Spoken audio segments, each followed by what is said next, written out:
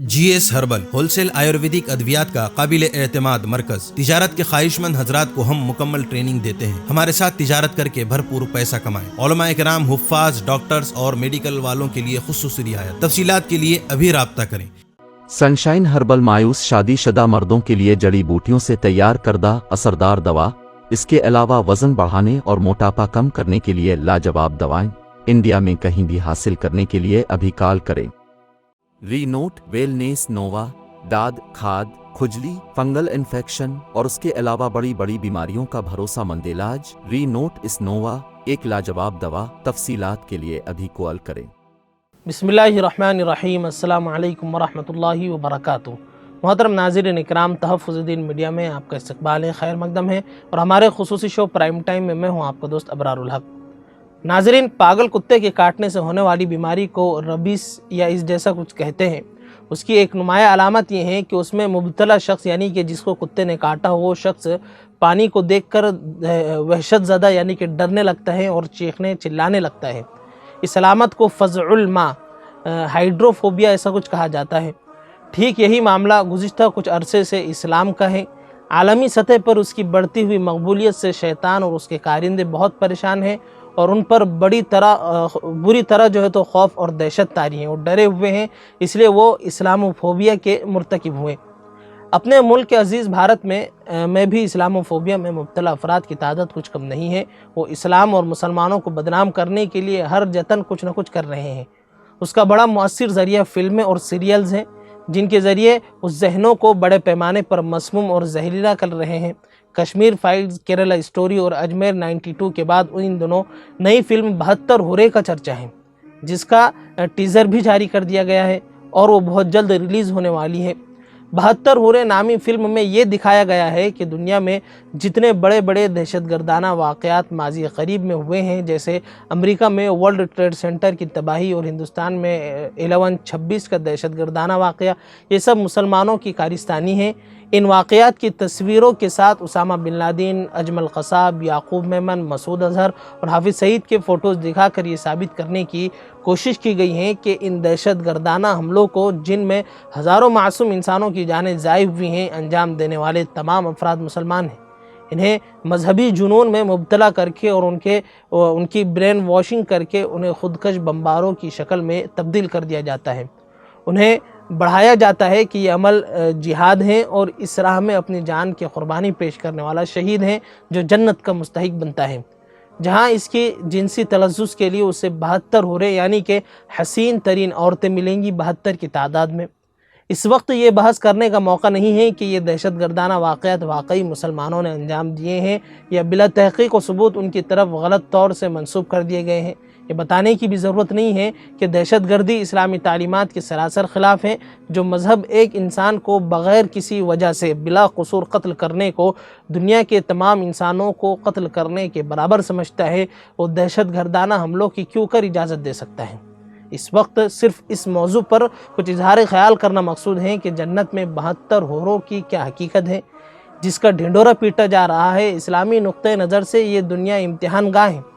یہاں انسان جیسے کام کریں گے ان کا بدلہ مرنے کے بعد برپا ہونے والی دوسری دنیا میں انہیں ملے گا، یعنی جسے ہم آخرت کہتے ہیں۔ دنیا فانی ہے اور آخرت ہمیشہ باقی رہنے والی، یہ ہمارا عقیدہ ہے۔ دنیا میں جو لوگ اچھے کام کریں گے اور ان کا بدلہ آخرت میں جنت کی شکل میں وہ پائیں گے، جہاں ہر طرح کی نعمتیں ہوں گی، اور جو لوگ یہاں برے کام کریں گے انہیں آخرت میں ان کا بدلہ جہنم کی شکل میں ملے گا، جس میں ہر طرح کی تکلیف دہ چیزیں ہوں گی۔ قرآن و حدیث میں جنت کی نعمتوں اور جہنم کی سزاؤں کا تذکرہ بہت تفصیل سے کیا گیا ہے، لیکن وہ صرف تقریب فہم کے لیے ہے۔ کوئی شخص ان کی حقیقت کا ادراک نہیں کر سکتا، اس لیے کہ انسانی عقل ان کو سمجھنے سے قاصر ہے، یعنی کہ انسان انہیں سمجھ ہی نہیں سکتا۔ ناظرین، حدیث میں ہے کہ جنت میں ایسی ایسی نعمتیں ہوں گی جنہیں نہ کسی آنکھ نے دیکھا ہوگا، نہ کسی کان نے سنا ہوگا، اور نہ وہ کسی کے حاشیے خیال میں آئی ہوں گی۔ قرآن و حدیث میں حوروں کا بھی تذکرہ ہے۔ اس سے مراد خوبصورت عورتیں ہیں، جیسے دنیا میں مردوں کے لیے عورتیں اللہ سبحانہ و تعالیٰ کی نعمت ہیں جن سے لطف، سرور اور سکینت و طمانینت حاصل ہوتی ہیں۔ اسی طرح اللہ سبحانہ و تعالیٰ اہل ایمان مردوں کو جنت میں بھی اس نعمت سے نوازے گا۔ حوروں کا بس یہ تصور ہے جو قرآن مجید اور صحیح احادیث سے ثابت ہے۔ قرآن میں حوروں کی تعداد کا کہیں ذکر نہیں ہے، بعض صحیح احادیث سے معلوم ہوتا ہے کہ ہر مومن کو جنت میں 2 حوریں ملیں گی۔ محدثین نے لکھا ہے کہ جسے قرآن میں 2 جنتوں اور 2 چشموں کا تذکرہ ہے، اسی طرح حدیث میں 2 بیویوں کا ذکر کیا گیا ہے۔ جہاں تک کہ 72 حوروں کا تعلق ہے، اس کا تذکرہ کسی صحیح حدیث میں نہیں ملتا۔ ناظرین، مشہور محدثین نے یہ بات صراحت سے کہی ہے، مثلا علامہ ابن تیمیہ، علامہ ابن کثیر، علامہ ابن حجر وغیرہ، علامہ ابن قیم الجوزی کی ایک کتاب ہے ہادی الارواح لبلاد الافراح، اس میں جنت اور اس کی نعمتوں کا تذکرہ بہت تفصیل سے کیا گیا ہے۔ اس میں علامہ ابن قیم نے صراحت کی ہے کہ صحیح احادیث میں 2 بیویوں سے زیادہ کا تذکرہ نہیں ہے، جس کو آپ صفحہ نمبر 157 میں بھی دیکھ سکتے ہیں۔ اور یہ بات درست ہے کہ بہت سی احادیث و روایات میں 72 حوروں کا ذکر ہے۔ یہی نہیں بلکہ بعض احادیث میں 100، 500، 4000 بلکہ 8000 حوروں کا بھی ذکر ہے، لیکن یہ تمام احادیث ضعیف بلکہ ان میں سے بہت سی موضوع یعنی کہ من گھڑت احادیث بھی ہیں۔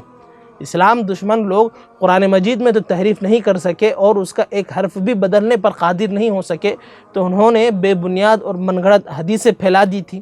اللہ سبحانہ و تعالیٰ جزائے خیر دیں، عطا فرمائے ہمارے ان امت کے محدثین اور ناقدین حدیث کو جنہوں نے احادیث میں سے صحیح، ضعیف اور موضوع کو چھانٹ کر الگ الگ کر دیا ہے۔ افسوس کے ساتھ کہنا پڑتا ہے کہ بعض علماء اب بھی اپنے خطبات اور مواعظ میں اعمال کے فضائل بیان کرتے ہوئے ان کے بدلے میں ملنے والی جنت کی نعمتوں کا تذکرہ کرتے ہیں، تو حوروں کے حسن و جمال، ان کی حیت، قد و قامت اور دوسری چیزوں کا بھی تذکرہ بہت مزے لے کر کرتے ہیں۔ جنت کی خواہش اور رغبت پیدا کرنے کے لیے بہت زیادہ جو ہے تو صحیح احادیث موجود ہیں، انہیں پیش کیا جانا چاہیے، یہ زیادہ مناسب ہے۔ ان واعظین کو معلوم ہونا چاہیے کہ ضعیف اور موضوع حدیثیں پیش کر کے وہ دین کی کوئی خدمت نہیں کر رہے ہیں، بلکہ اس کی بدنامی کا باعث بن رہے ہیں، اور کہیں نہ کہیں یہ فلم بھی جو ہے تو اسی کا نتیجہ ہو سکتی ہے۔ اس لیے ہمیں سوچ سمجھ کر اور اچھے علماء سے بات چیت کر معلوم کر کے اور ان کے ذریعے جو ہے تو لٹریچر ہیں، جو ابھی خطبات جو ہے تو ارسال ہوتے ہیں، ان کو بیان کرنا چاہیے، نہ کہ اس طرح کی ضعیف باتیں کو پیش کرنے چاہیے۔ خیر ناظرین، آج کے لیے بس اتنا ہی، پھر انشاءاللہ ملاقات ہوگی۔ السلام علیکم ورحمۃ اللہ وبرکاتہ۔